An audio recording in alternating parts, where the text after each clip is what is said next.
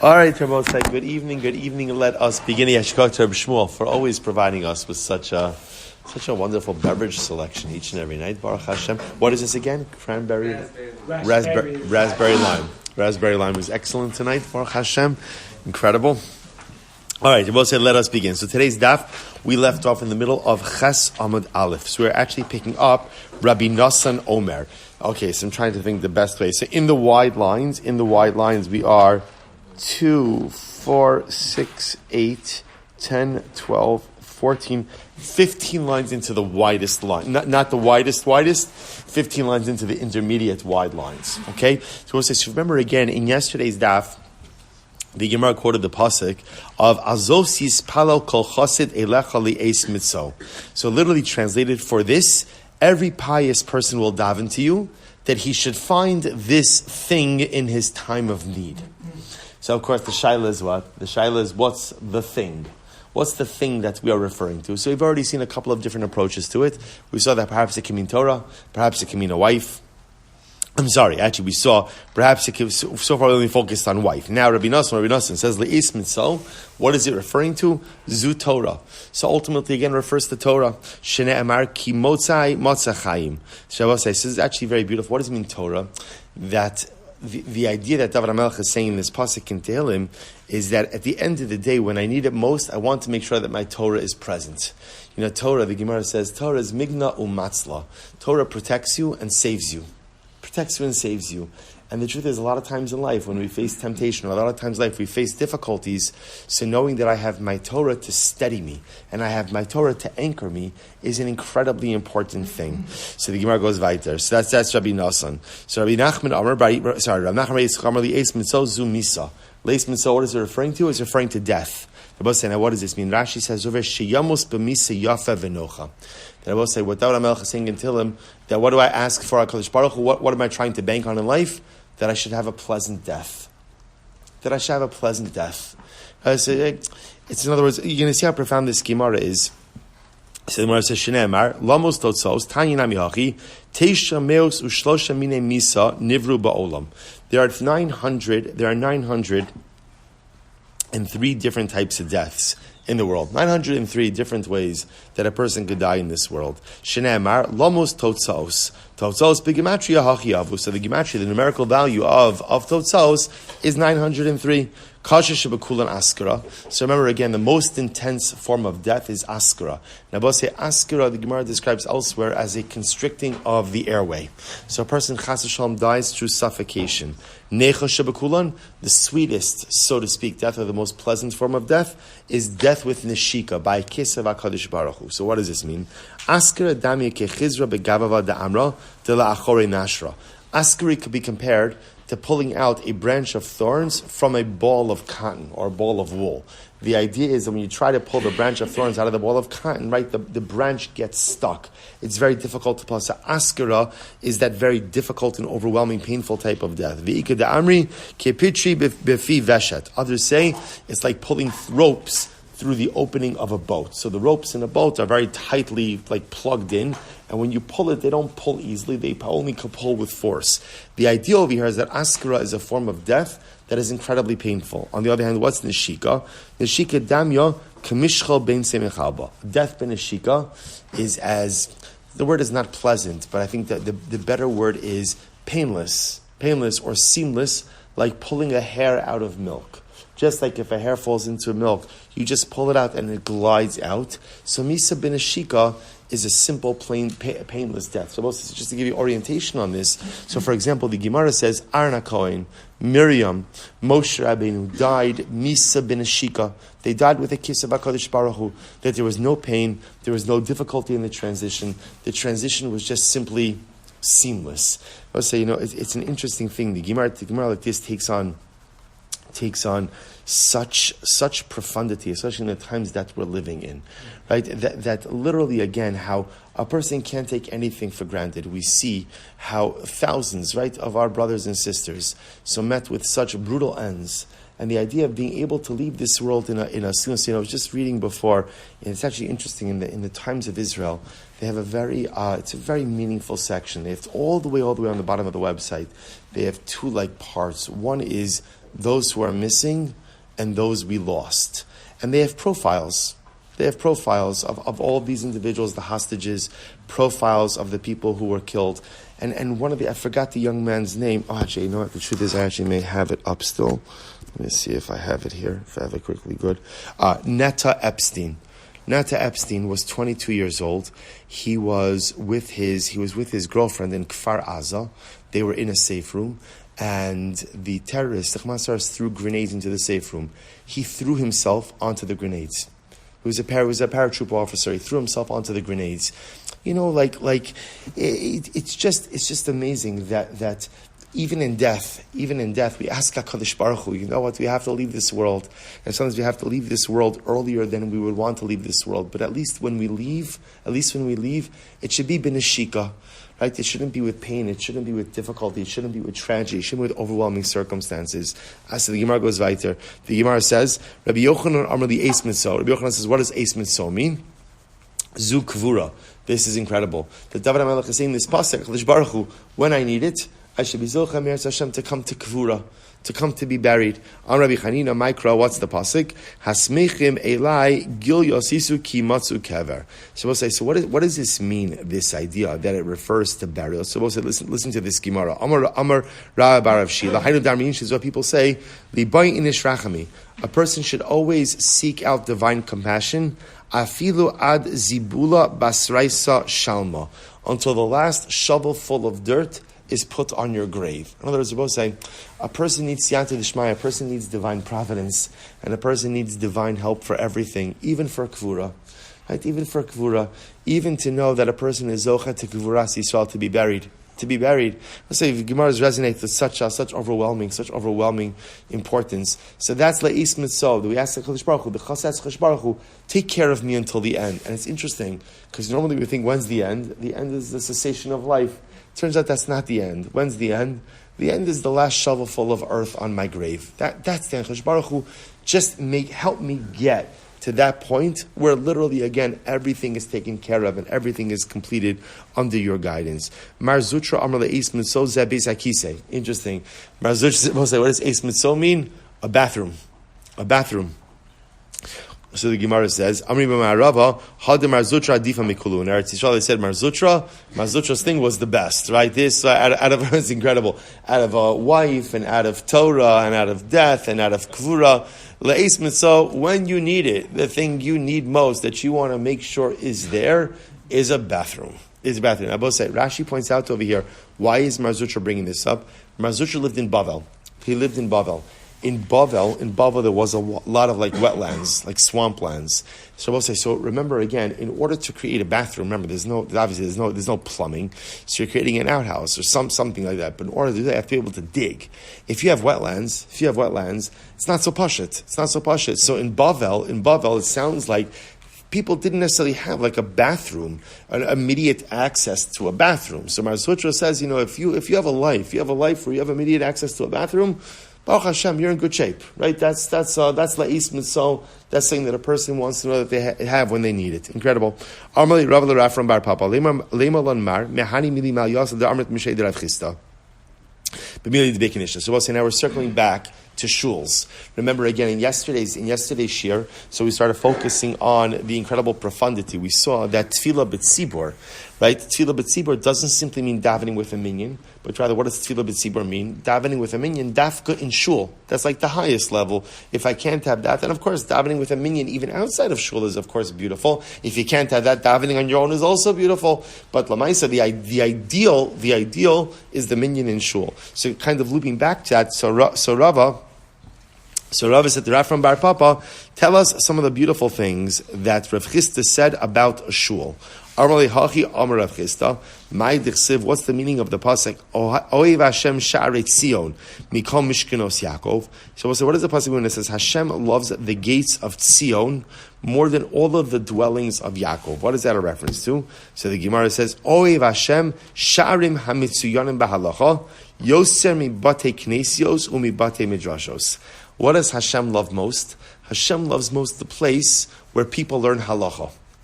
Shar Misanim Bahalacha. That's what Chadash Baruch Hu. In other words, you want to know what place Chadash Baruch Hu loves. He loves a place where people learn halacha, and he loves that place even more than a shul, and even more than a regular base medrash. From the day the base Hamikdash was destroyed,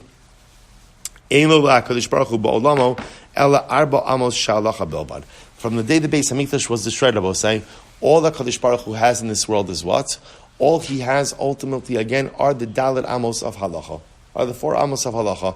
That's all. And I will say, now what does this mean? What does this mean? So this idea that in the aftermath of the destruction of the Beis Hamikdash, what the Ribbon Shalom is found wherever Halacha is learned.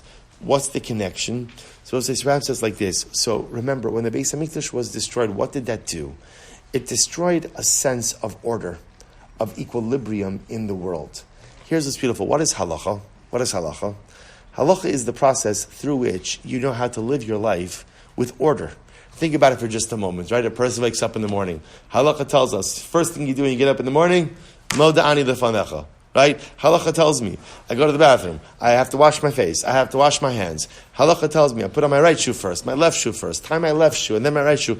What does halacha do? Halacha gives you seder. So you will say, it's actually very important because people think that Jewish law, that halacha, is just a series of do's and don'ts. That is true, but really the goal of the do's and don'ts is to give a framework of order to your life. A framework of order to your life. Because when there's an order, when there's a seder, then ultimately, again, I have a much higher probability of being accomplished. We know this, right? I would say it's the difference between making a schedule and not making a schedule. So what happens if you don't make a schedule? Will you get stuff done? Sure. I mean, you will, but like episodically, sporadically, all over the place, you make a schedule. Even if you don't adhere to the schedule exactly, you have a seder. Halacha provides us with, so to speak, like a life schedule. So it's interesting. So when the Beis Hamikdash was destroyed, there's a lack of order in this world. There's a lack of equilibrium. So where does HaKadosh Baruch Hu, so to speak, dwell? Where does God hang out? Where does God hang out? He hangs out wherever halacha is being learned. Because halacha is what restores order to an otherwise chaotic world. Such an incredible idea. So the Gemara goes right to the Gemara. So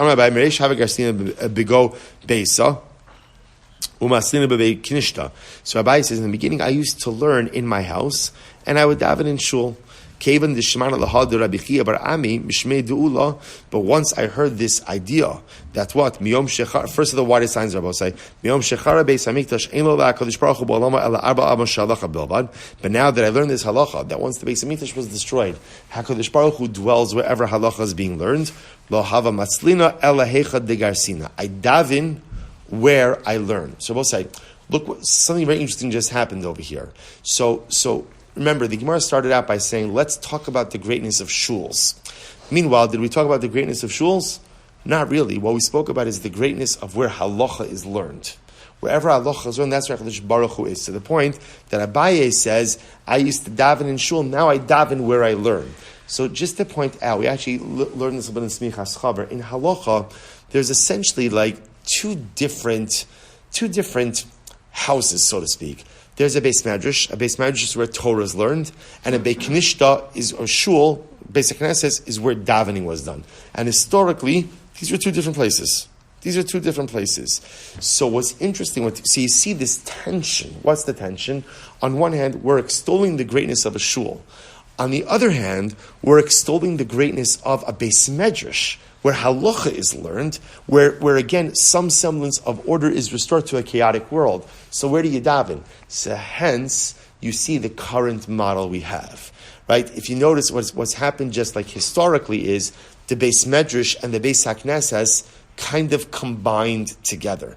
They merged into one entity, and there's a power to that. Because this way I have, again, the power of the shul that we discussed yesterday, but I also have the power of a Beis Medrash all combined into one. Really beautiful. Let's go right there. Rabbi Ami, Rabbi Asi, this is actually incredible here. So here you see it. Afagav, Rabbi Ami, Rabbi Asi, Afagav dahavu tleisar beknishta betveria. Even though there were 13 shuls in Tveria, lo matzlu ella bene amudi, heicha dahavu garsi. They wouldn't daven in the shuls. So you both say everybody has a shul they don't daven in, right? So they didn't daven in the shuls. Rather, where do they daven? They daven between the pillars where they learned. So you see this idea of dafka davening in the place that you learn. And again, remember, it's not just any learning. It seems to be like halacha. By the way, Gemara is halacha. So we're covered. We're covered, right? So where you learn halacha, where you learn Gemara, where you learn halacha lemaisa, that seems to be the place where there is the greatest manifestation of divine presence, and therefore that's the place dafka that a person should learn. Incredible. Gadol was incredible Gemara. Gadol hanena miyegio yoser miyarei shamayim. Now, both say this statement is incredibly interesting. Bechira Abni says, in the name of Ula, a person who literally again benefits from his own exertion is even greater than someone who fears heaven. Now, both say, now what does this mean? So remember again. So in this context, what the Gemara is saying is like this: you could have two people. The yarei shamayim is the person who just totally and fully relies on God and doesn't feel a need to put in any kind of effort. Versus Nena Miyegio is a person who still believes in HaKadosh Baruch Hu, but recognizes that belief in God has to be partnered, has to be coupled ultimately with hishtadlus, with human effort. So which is greater? Which is greater? So you might have thought that maybe a person who just says, you know what, I totally put my fate in the hands of God. I'm not going to do anything. Whatever HaKadosh Baruch Hu wants will happen, whatever it doesn't want won't happen. The Gemara says, no. Greater is the person who recognizes that, yes, the results are absolutely unequivocally controlled by God. That's 100% true.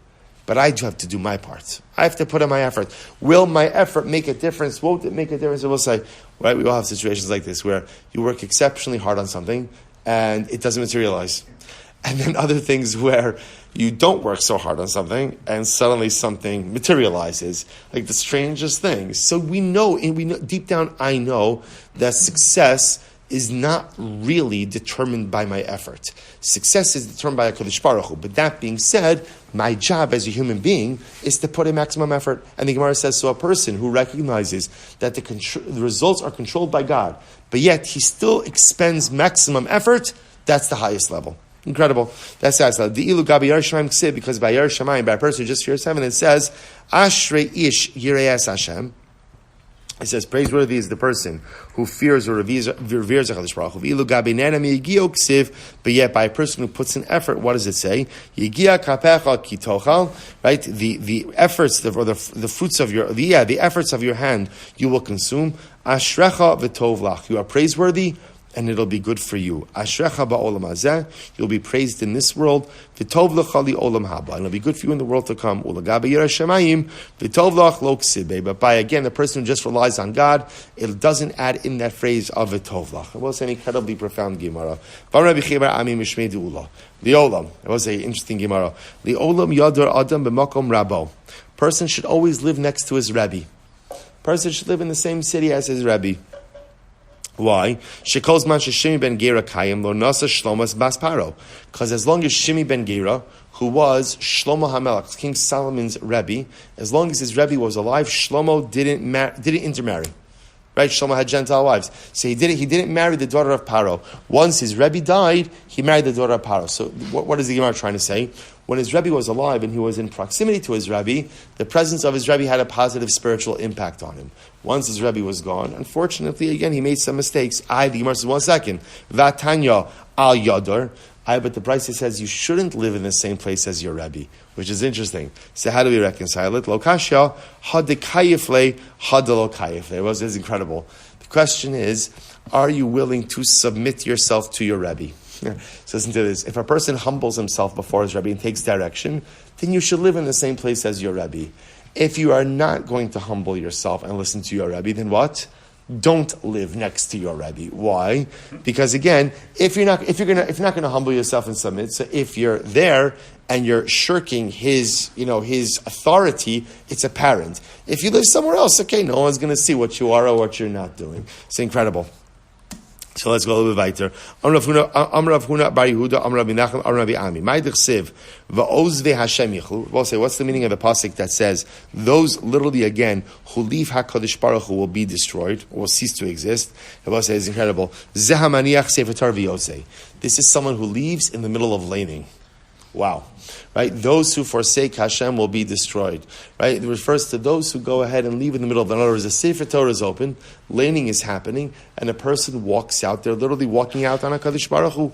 Rabbi Avo, Nafik ben Gavra legavra. And Rabbi Avo had to leave shul, so what would he do? He would go out between aliyahs. So between aliyahs, at least not in the middle of the Torah reading. Amrav Rabbi Yehuda Amarav. Bayra Papa, Ben Psuka Lepsuka Mahu. Can you go out in between psukim? So So what about in between psukim? Can I leave? The Gemara says Teigu. The Gemara leaves it unanswered. Rav Sheshis Mahadir Apei Vegaris. Rav Sheshis would actually turn away and learn during Torah reading. Amar Anan Bididan Ve'inu Bididao. He says, I'll do my thing, they'll do their thing. So there are a lot of interesting halacha and halacha. The way we paskin is, during Kriyas HaTorah, a person shouldn't be preoccupied with anything. They should just be paying attention. And this concept of leaving during Kriyas HaTorah is, you see, a very serious thing, which is why it's important. Let's say, again, it could happen sometimes on a weekday morning. A person has to run out early for work. Let's say, again, it's Monday, Thursday, they're laning. So if a person does have to leave early, so obviously the best thing is to wait till after laning. But if not, to be able to leave in between aliyos and not to leave like in the middle of an aliyah. Incredible. Both say we'll do one more line. Amra Rav Huna bar Yehuda Amra Rabbi Ami. Both say an incredible Gemara. The Olam Yashlim Adam Parshiosav Imatzibor Shnayim Mikra ve'echad Targum. A person should go ahead and learn. Another thing, so we're going to start another chabura after this, Hashem. But this is very important. A person should try to learn the weekly parsha, to every week learn the weekly parsha, Shnayim Mikra, reading each pasuk twice, and echad targum, and one time with a commentary. Now, the commentary could be Unkelus, which is an Aramaic commentary. Commentary could be Rashi. Commentary, really, any commentary. Suppose say this is the concept called Shnayim Mikra, the Echad Targum, that again, every single week, my goal is to finish the weekly parsha, reading each pasuk twice with a commentary. Now, what I will point out is, the good news is, if you learn the parsha during the week, the second reading of the pasuk can be accomplished during laning. Right? So in other words, you could read along with the Baal Koreh quietly, you could read along with the Baal Koreh, and that counts as your second reading of the pasuk. Amud Beis will say, we'll stop over here. Ba'afila ataros v'divon. And I will say, this applies even to psukim that are just the names of places. Right? Ataros are names of places. So the concept of Shnai Mikra ve'echad Targum even applies just to psukim that are names of places. I will say, we'll finish with this. This is so beautiful. Shekala mashlim parshiosav v'matzibor ma'arichin lo yamav v'shnosav. Because I will say, whoever does Shnai Mikra ve'echad Targum every single week, right? Whoever learns the weekly parsha every week, look what it writes. Ma'arichin lo yamav u'shinosav. He enjoys longevity of days and of years. Now, also, we just mentioned this yesterday. Whenever the Gemara talks about longevity, so remember again, longevity may not mean an extended biological life. Longevity often refers to quality of life. Quality of life. That when a person, I say, this, especially these parshas in Berachos, when a person does the weekly parsha and you come into Shabbos and you've learned the parsha, it's a different week. And it's a different Shabbos, and everything is just fundamentally different. They say about the Satmarav that when he was very ill, in his final illness, so when he was hospitalized, or even at home, he always kept one sefer on his night table, and it was a chumash. And they asked the Rebbe, why are you keeping a chumash? And he quoted this Gemara, Shekala mashlim parshiosav imatzibor, whoever does Shnai Mikra ve'echad Targum each and every week, ma'arichin lo yamav ushnosav. It is a schos, it is a merit, ultimately, again, for longevity. So maybe it does mean extended life, but even if we don't know how long we have, at the end of the day, one's life becomes so much more meaningful when they're literally living each week with the parsha. They both say, Shkoyach, we'll stop over here for tonight. Incredible. So I think that's dafka. I think the pshat is like